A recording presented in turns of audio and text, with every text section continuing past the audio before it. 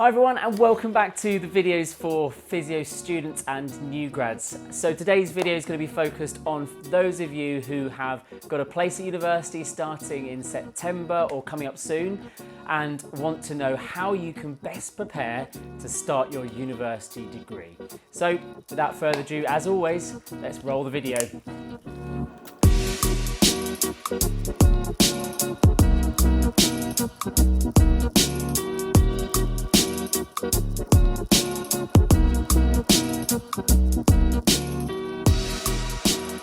Okay, so welcome back to the channel everyone. So for those of you who have joined me, who've been with me from the start, welcome back and thank you for supporting the channel so much. And for those of you who are new to the channel, a massive welcome. Please hit the subscribe button and the like button if this video is helpful, and share far and wide. These videos are all about helping physio students and new grads negotiate the complexities of a physiotherapy degree and the starting of your physiotherapy journey. So without further ado, this video is going to be all for you guys who are in a super exciting time. If you're watching this, the chances are you have been accepted onto a physiotherapy degree and you are raring to go. So a prime time for those of you probably thinking, what should I be doing to best prepare to start the degree in September? Now, some of you might be starting a master's in January, and depending on when you're watching this, this may or may not be as relevant for you at a particular time. But let's go through some of the things that when it is the right time, you can start preparing for that degree and making the most out of what will be the best 2, 3 or 4 years, whichever course you're doing, of your life. Okay, so I want to start by first of all really putting to bed any of the myths that you need to be starting to do loads and loads of work, because there is just absolutely no need to be bogging yourself down or stressing yourself out with tons and tons of preparation before you've even started. Okay, now this video is going to talk about some of the things that you can do if you really want to. However, I just wanted to really start by saying that because it's an important message. And the way I look at it is this: you applied for your university course and you were accepted onto the course based on you at that particular time and nothing else. So you are deemed ready to start the course in September at the point when you submitted your application and had your interview and whatever you had to get onto that course. So unless the university have very specifically said to you, you need to do X, Y, and Z before you start in September, that means you can safely say to yourself, well, actually, I don't need to do anything. The university are not expecting me to do an ounce of work prior to starting the actual degree. So hopefully that's put your mind at rest and maybe settled a bit of the anxieties around doing lots, because there absolutely is no need to do lots. So what I'm going to do now is I'm going to go through some of the things that you can do during the summer or the few months leading up to you starting your course. Now, I recently put out a tweet on my Twitter feed, which is @PhysioArmstrong, to kind of see what people were thinking and what kind of things people thought should be done prior to university. And I was quite surprised at how many people did come up with this old adage that you must do lots of preparatory reading and lots of anatomy and physiology, when actually it really is not essential. I've been there and done that, and I've spoken to university lecturers and admissions staff at universities, and they've all said to me that you absolutely don't need to at all, and they're not expecting you to have done any. So what do you do in the summer? What do you do in those few months before you start? Well, first and foremost, I think it's really important to actually enjoy the summer, have a break, have some time off. When you start your degree, it's going to be super intense. It's going to be quite hard work, well, very hard work. And you aren't going to get as much of a break as you are in the few months leading up to your degree. So please just take some time to go on holiday, see friends, see family, have fun, relax if it is sunny in the sun, and just chill out and really enjoy that time before you start university. You're probably really excited as well, and just enjoy that excitement about starting the university degree on the course. So those sorts of things, are really important. The things you could do that might help a little bit as well is any volunteering work you can do. And I mean anything at all. Something that gets you into a routine of work. If you haven't ever had a job before, it is probably a good idea to have some sort of job whilst in the summer, because that might give you just an idea of what it's like to have a bit of structure, routine, and also responsibility of turning up on time to a job, and actually having someone tell you what to do or advise you what to do within a job. And they're all skills that won't be such a shock when you go on placement, when although it's not a paid job as such, you are still kind of working a little bit. So those sorts of things might help as well. But again, I come back to enjoying the summer. So what else can you do within the actual summer to aid if you really are just absolutely have a burning desire to do something? Okay, right, let's have a look at that. Okay, so one of the things you can do is actually, I know I talk about enjoying the summer, but actually prepare for university itself. Enjoy going to IKEA and finding out some stuff that you can get, and enjoy getting some great stationery, flashcards and highlighters and some of the stuff. Get some funky things, stuff that you're going to enjoy using when you're at university. And the other thing you could do is learn to cook. Okay, so if you haven't cooked before, learn to cook at home. Get some simple meals under your belt. Learn to cook a spaghetti bolognese or a pasta bake. Learn to cook some basic food, because actually that is quite an important thing to be able to do when you leave home to go to university. And the other thing you do is make sure you learn how to use a washing machine.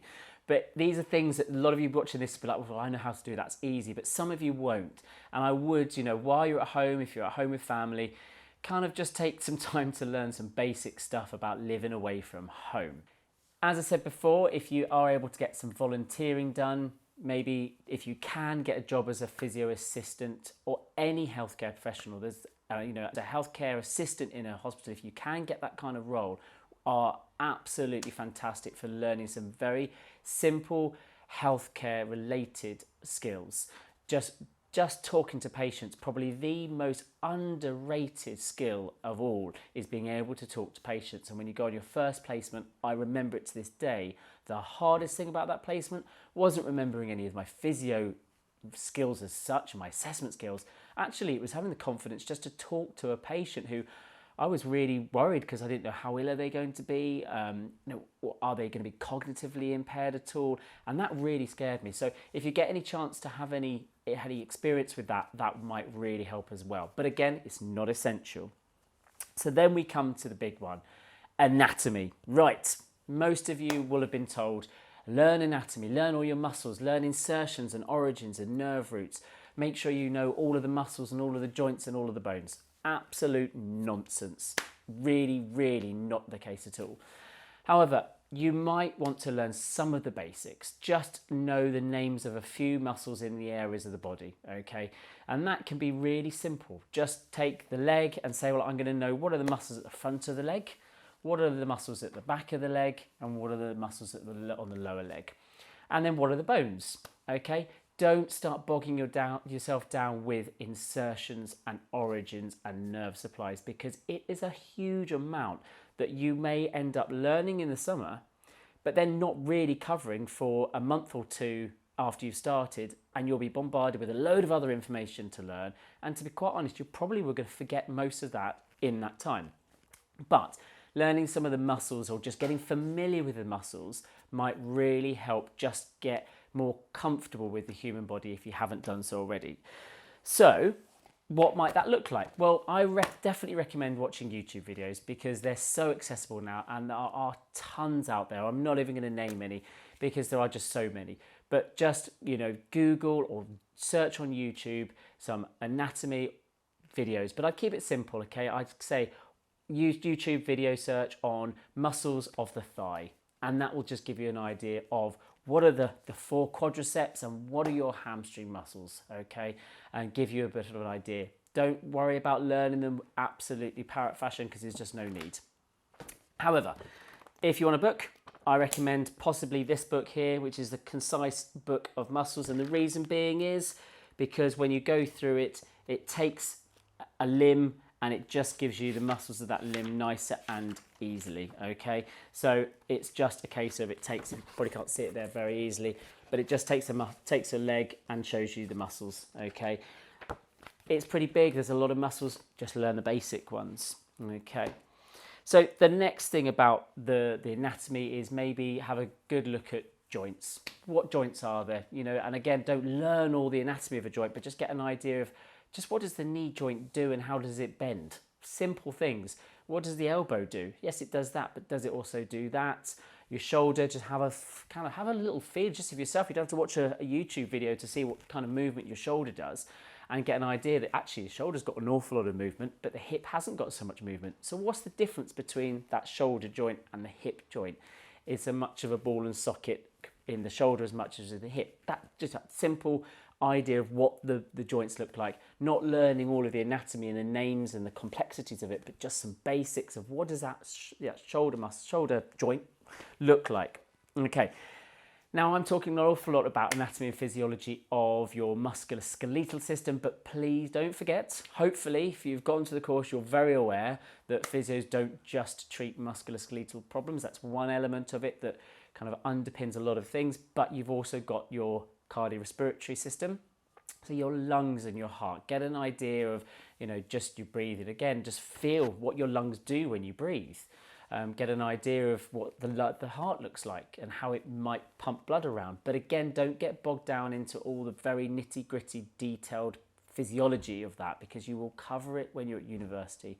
And trust me, you've got an awful lot to learn at university. You don't need to be spending the months of freedom beforehand bogging yourself down with all of that. Okay, one of the tweets that came out by Chris, who commented, he used the 80-20 rule actually over that summer. Use 80% of just chilled out, relax, 20% of your time doing a bit of preparation and reading. I thought that was quite nice actually. I thought that was quite good.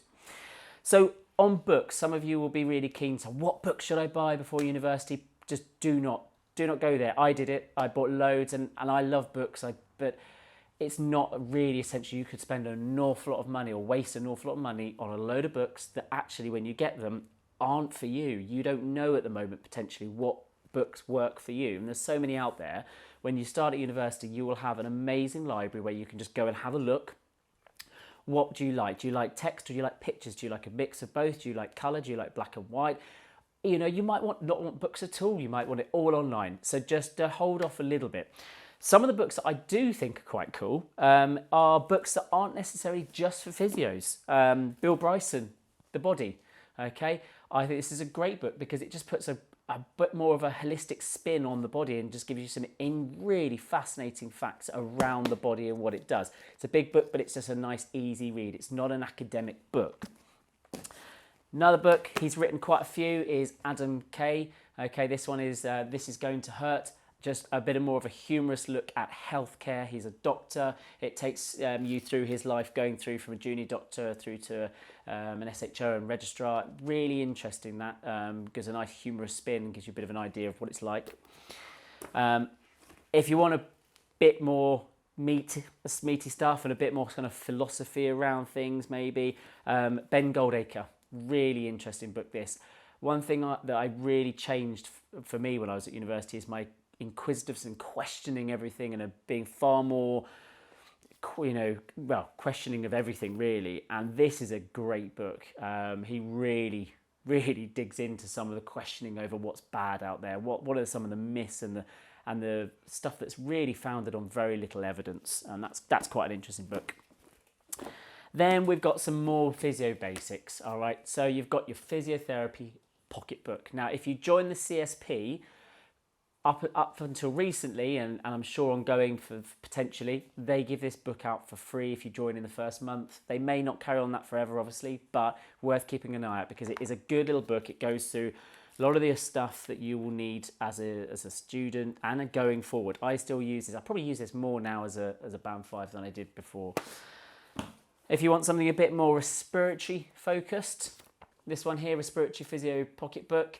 It's an on-call survivor guide. This, out of everything, probably for me as I graduated, was the best thing ever.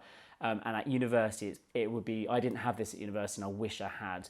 But again, it's a nice book to have. And as a preparation reading, you can skim through it and get a bit of an idea of some basics. But again, you've got to be careful because this is starting to go into some stuff that you won't cover until your third year or even until you graduate. So just be careful. So those are kind of the books, all right? Those are the sorts of things I would say if you're absolutely desperate to go and get something, grab a copy and have a flick through, but don't get bogged down. I think hopefully you've got a theme here. Now, the next one is something that I think gets missed, actually, because I think it's something that you could really benefit from, and that is exercise prescription. So it's something that some universities haven't covered so well. There is an awful lot to cover in the time. They can't cover everything. But you could get an idea of what exercises you might give a patient, and most importantly, how might you make that exercise harder to progress them, and how might you make that exercise easier if it's a bit too hard for them, or they've taken a bit of a setback, etc.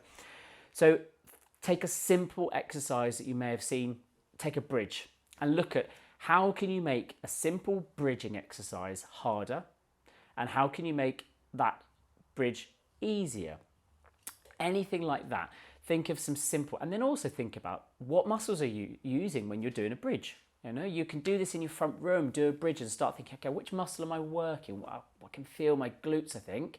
I can feel my hamstrings. Well, what's the movement happening there? Because fundamentally, that is what a lot of physio is about. It's about movement. So if you can understand what muscles are moving you in that position, it gives you a really good idea. But also, it also gives you an idea of what it feels like, so when you get a patient to do it, you can have an understanding and an empathy as to what that feels like, and how you can make it harder and easier. I think that's absolutely vital.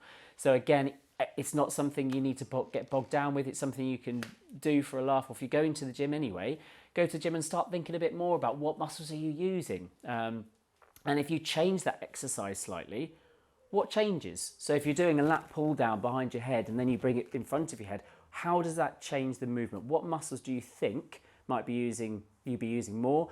But do it a few times, and which muscles burn a bit more when you do it in front compared to when you do it behind? So again, you can play around with things and have a really good practical session with yourself about what's going on, and that really will help, especially when it comes to some of your MSK placements and you actually having to do some of that stuff. So that's it, okay? I hope this has been really useful, and I hope most of all it's just reduced some of the anxiety and the stress that you may have had thinking you had to do loads of stuff to prepare to go to university, because you don't. Enjoy your summer, enjoy the few months you've got before you start your university degree. Be excited, because it is literally the best thing you've ever done starting this profession. It's amazing. But most of all, just enjoy the time you've got. Do a bit of preparatory reading, have a little look, flick through some books, watch some YouTube videos, but don't overdo it. Just enjoy it. All right, check out all the other videos. There's loads of stuff that's going to help you on this channel going forward in your university course. Make sure you subscribe and hit the bell button so you know when these videos are going to come out. If you think of something you want me to cover, let me know and I'll put it out there in this kind of format. Let me know if this has been helpful or what you are doing to prepare for your course. So without further ado, have a brilliant build up to go to university. Cheers guys.